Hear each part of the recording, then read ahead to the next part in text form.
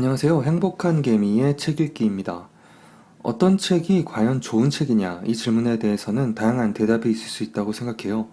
그래도 삶과 세상에 대한 누군가의 관점을 바꿔주는 책이라면 그게 충분히 좋은 책이지 않을까 생각을 합니다. 그런 측면에서 이 책은 정말 저의 삶의 태도를 바꾸도록 해준 힘을 가진 책이라고 생각합니다.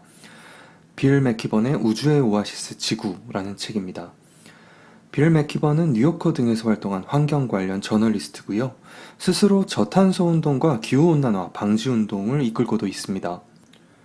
350.org라는 사이트를 중심으로 활동하는데요. 사이트의 명칭은 전 세계 이산화탄소 농도를 350 ppm 이하로 줄이자는 의미를 담고 있다고 합니다.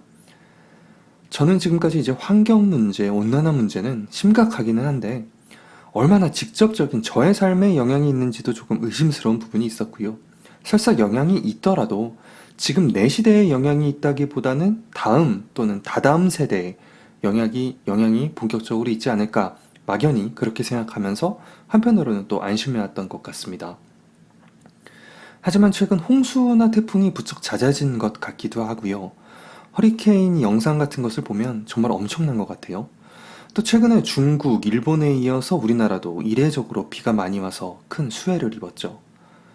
생각해보면 또 추울 때는 엄청 춥긴 한데 최근 몇 년간 겨울에 제대로 눈도 별로 내리지 않은 것 같기도 합니다. 뭔가 이상하다는 느낌을 받다 보니 이 책을 이렇게 한번 읽게 됐고, 책을 읽고 나서는 환경 문제는 더 이상 남의 일, 미래의 일이 아니다라는 생각이 강하게 들었습니다. 그러면 일단 저자의 중요한 메시지 몇 개만 먼저 보겠습니다. 일단 이 책이 나온 게 2010년입니다. 그러니까 그나마 수치나 이런 게 그나마 이게 과거 자료이고 이후 10년간 상황이 조금씩 더 나빠졌다는 점은 들으시면서도 고려하셔야 할 것 같습니다. 저자에 따르면 기온이 섭씨 1도 오를 때 대양, 그러니까 큰 바다 위에 있는 뇌운이 최대 45%가 증가할 수 있다고 합니다. 실제로 전 세계 강우량은 10년에 1.5%씩 늘고 있고요. 그러니까 배수관이라든가 그런 배수시설 인프라로 인한 그런 게 미비가 돼서 발생하게 되는 수해가 아니라 예상을 뛰어넘는 강우량으로 인한 수해에 역시나 정확한 원인이 있었던 셈입니다. 다른 한편으로는 비는 많이 오지만 1980년 이래 열대지방이 북위와 남위로 2도 이상 확장됐다고 합니다. 그렇게만 말하면 어느 정도를 의미하는지 잘 모르겠는데요. 그걸 면적으로 보면 지난 30년간 2200만 제곱킬로미터 정도가 늘어났다는 의미가 되고요. 그렇게 열대지방이 확대됐다는 것은 해당 지역에 살고 있는 수백만 명의 사람들의 삶의 조건이 악화한다는 것을 의미하게 됩니다. 식수나 식량 부족을 겪는 아프리카 아이들의 모습을 방송 등에서 많이 보셨을 거라고 생각합니다.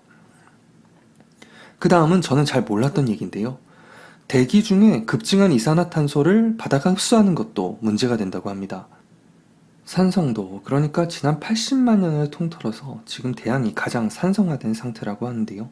pH도가 8.2에서 8.1로 내려왔는데 이미 그것만으로도 생물들에게는 큰 영향이 있다는 얘기입니다. 산호초는 2100년이면 물리적으로 존재하지 않게 될 것이다 라는 얘기도 담겨 있습니다. 산성이 되면 물이 소리를 덜 흡수하게 되어서 고래를 비롯한 여러 고래나 물고기들이 시끄러운 환경에서 고통받고 있다는 얘기도 있었는데 참 인상 깊었습니다.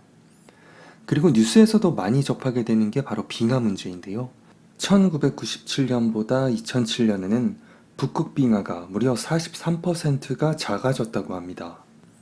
그린란드의 빙하는 2003년부터 5년간 1조 톤, 면적으로는 맨해튼의 10배 정도가 녹았다고 하고요. 최근 기사의 연구 결과를 보니까 1994년부터 지구에서 녹아내린 빙하, 빙상 등의 얼음이 28조 톤에 달한다고 합니다. 그러니까 지구가 뜨거워졌을 때 식혀줄 에어컨도 아이스크림도 이제 없게 되는 셈이죠. 무엇보다 중요한 메시지는 환경 문제는, 그러니까 더 많은 번개, 더 많은 폭풍, 더 작은 빙하의 환경 문제는 지금 우리 시대의 일이라는 겁니다. 우리 자손의 이야기가 아니라는 거죠. 아니, 나가서 저자는 손주들 우누는 그만하자, 이건 우리 부모님의 문제였다 라고까지 얘기합니다. 그러니까 이제부터 우리가 바꿔서 상황을 더 좋게 만들지 않으면 파국은 결코 멀지 않은 곳에 있다, 그런 의미인 거죠.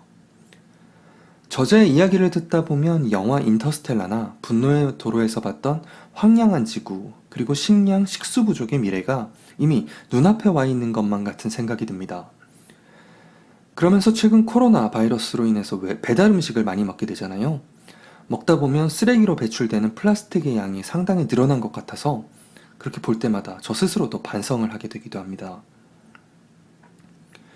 영화 어벤져스의 악당 타노스는 단지 극단적인 환경주의자였을 뿐 그렇게 나쁘지는 않다는 유머도 있습니다.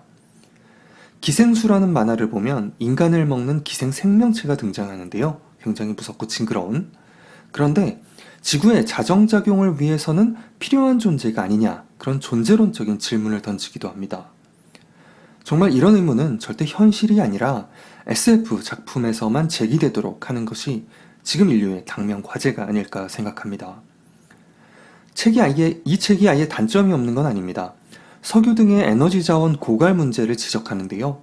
아시다시피 미국이 셰일가스 개발로 조금 이후의 상황은 다르게 전개된 측면이 있습니다. 또 저자는 해법으로 성장 만능주의를 포기하고 풀뿌리 운동을 통해서 작은 삶을 살 것을 제시하는데요. 구조적인 해법을 고민하지 않은 이런 작은 노력들이 얼마나 실질적인 대안이 될 수 있을지에 대해서는 조금 의심도 있습니다. 그럼에도 불구하고 이 책이 독자의 삶의 태도를, 세상에 대한 관점을 변화시킬 수 있는 힘을 갖고 있다는 점은 제가 보기에는 분명해 보입니다. 그래서 강력 추천해 드립니다. 지금까지 들어주셔서 감사합니다.